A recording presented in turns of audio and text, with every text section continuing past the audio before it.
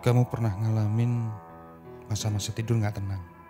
Tiap kali malam datang, kamu udah nutup jendela. Kamu udah ngunci pintu rapat-rapat. Tapi tetap gak bisa tidur nyenyak. Hatimu gak tenang. Rupanya kamu terganggu dengan lolongan anjing yang panjang serta berulang-ulang. Ritmis. Suaranya terdengar sangat jelas. Meski sumbernya sepertinya cukup jauh. Anehnya, orang-orang di sekitar kamu gak tahu sama sekali apa yang terjadi. Gak ngerasain apa yang kamu rasakan. Seakan-akan hanya kamu yang bisa mendengarnya. Dan kamu merasa berada di kamar jauh lebih baik daripada harus keluar rumah. Karena selain bisa berpapasan dengan anjing itu, kemungkinan kamu juga akan bertemu dengan tuannya. Hantu pastor, sang penghuni kuburan yang kepalanya buntung.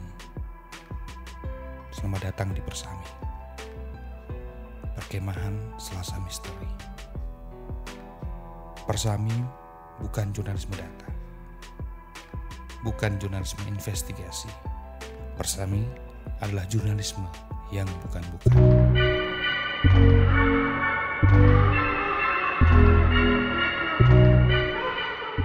Hai, aku mau cerita pengalamanku yang kejadian tahun 1995. Kamu tahu nggak? Ada yang paling aku benci. Pulang malam, sendiri, jalan kaki. Beneran, aku benci banget situasi kayak gitu. Tapi, kalian ngerasa nggak? Kita malah sering dihadapkan dengan hal-hal yang kita benci, dan kita nggak bisa menghindar. Dulu aku bekerja di sebuah toko waralaba. Entah kenapa, ngeheknya nih, aku selalu kebagian piket sore. Jadi, aku selalu pulang sekitar jam 11 malam. Rumahku sebenarnya nggak begitu jauh, cuman kurang dari 2 kilometer. Tapi demi keamanan, biasanya aku dijemput oleh ayahku. Atau diantar oleh teman sekantor. Aku cuma tinggal berdua sama ayah. Di sebuah rumah kecil di daerah Cilandak, Jakarta Selatan. Dan jalurku setiap hari harus melewati Taman Pemakaman Umum Jeruk Purut. Nggak ada pilihan lain. Karena makam Jeruk Purut tepat berada di belakang rumahku. Meski sekeliling TPU udah ditembok, dan aku udah tinggal di daerah itu selama bertahun-tahun, aku tetap merasakan hawa aneh setiap kali lewat malam-malam. Ingat ya, ini kejadian tahun 90-an. Jadi sepeda motor masih jarang. Ojek atau kendaraan umum juga sudah gak ada di atas jam 10 malam. Sialnya, pada malam itu gak ada yang bisa jemput atau nganterin pulang. Jadi aku terpaksa berjalan kaki sendirian. Malam itu cuaca cerah. Pas bulan purnama. Lumayan, ada penerangan ekstra. Suasananya jadi gak horor-horor amat, pikirku. Tapi siapa sih yang bisa menduga? Justru di malam itulah aku mengalami hal-hal yang gak bisa aku lupain. Mungkin kamu udah pernah dengar cerita-cerita mistis di TPU Jeruk Purut. Aku juga. Apalagi sebagai warlock alias warga lokal. Bahkan aku sempat mengalaminya sendiri. Meski gak melihat langsung. Cuma dengar suara-suara misterius. Misalnya menjelang dini hari di saat insomnia aku kambuh. Aku sering mendengar lolongan anjing yang sumbernya dari TPU. Gara-gara suara itu, aku makin gak bisa tidur. Kejadiannya berlangsung minimal seminggu sekali. Anehnya, ayahku gak pernah dengar. Tetangga-tetangga juga. Apa iya aku sedang berhalusinasi? Jelas-jelas aku dengar lolongan yang panjang.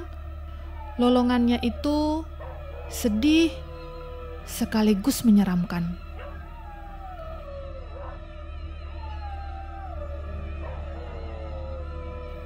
2 bulan terakhir aku gak dengar lolongan itu lagi.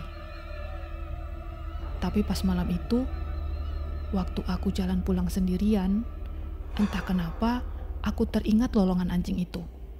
Malah kebayang-bayang. Angin malam itu kerasa dingin banget. Dinginnya menusuk tulang. Mungkin karena habis hujan. Aku inget banget malam itu berkabut. Semakin dekat dengan kompleks makam, aku percepat langkahku. Jantungku berdegup semakin kencang. Tepat di depan pintu TPU, langkah kakiku terhenti. Aku mendengar lagi lolongan anjing itu. Hanya sekali, tapi sukses membuat tubuhku kaku. Dan yang membuat nafasku makin sesak, aku melihat seorang pria berdiri di tengah-tengah makam. Tiba-tiba angin kencang datang. Dan entah gimana, kabut tipis yang tadi hilang. Aku tercekat. Nafasku seolah berhenti. Yang aku lihat, yang aku saksikan, hantu pastor kepala buntung. Sosok yang aku dengar ceritanya sedari kecil, yang membuat anak-anak gak berani keluar rumah setelah maghrib. Aku kira itu mitos. Tapi sekarang aku melihatnya dan dia berdiri kurang dari 200 meter dari tempatku berdiri. Seorang pastor tanpa kepala. Kepalanya tergenggam di tangan kirinya sendiri. Gila. Sungguh pemandangan paling horor yang pernah ada di depan mataku. Makin horor lagi, ada seekor anjing berwarna hitam yang berdiri di sampingnya. Matanya merah, menyala dalam gelap, melolong sekali saja. Dan aku bisa mastiin, ini anjing yang neror aku selama ini. Aku gak tahu apa yang harus aku lakukan. Aku gak bisa ngapa-ngapain, gak bisa teriak, mematung. Dan tiba-tiba si pastor pelan-pelan menunjuk ke arahku. Anjing hitam itu langsung bangkit, kemudian berlari kencang ke arahku. Aku lari. Seingatku aku gak pernah lari sekencang ini. Rumah sudah dekat, tapi anjing hitam itu juga makin dekat. Dia berlari dengan gonggongan yang sangat meneror. Matanya merah, menyala. Masuk rumah, pintuku tutup keras-keras. Aku masih berusaha mengatur nafas. Jantung seakan mau copot. Dan suasana tiba-tiba hening. Gak ada lagi gonggongan anjing.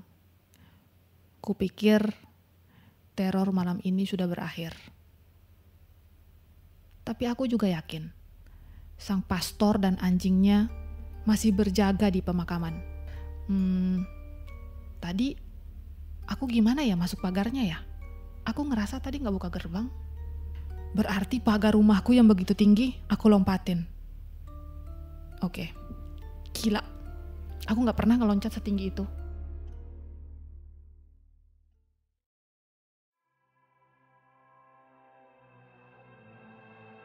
"25 tahun kemudian, aku sudah pindah dari Jeruk Purut.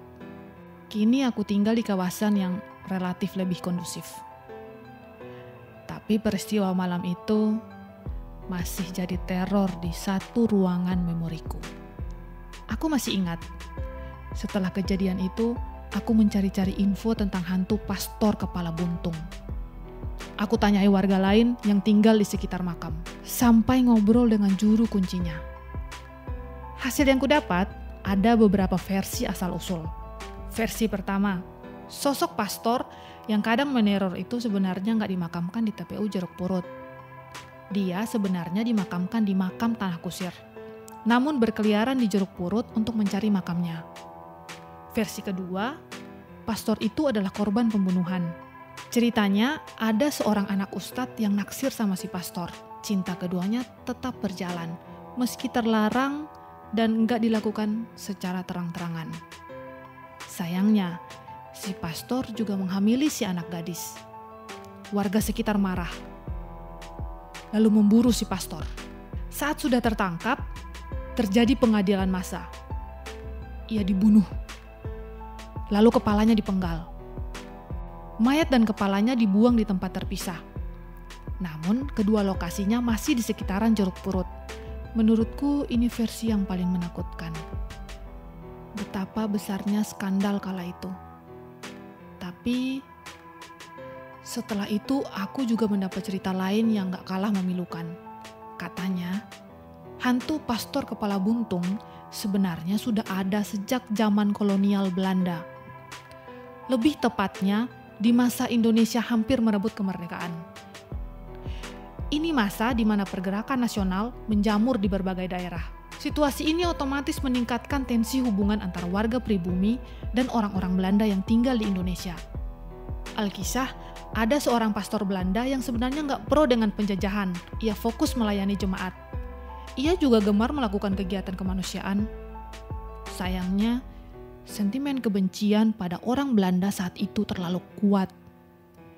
Ia menjadi sasaran warga lokal yang berpikir semua orang Belanda itu pasti penjajah.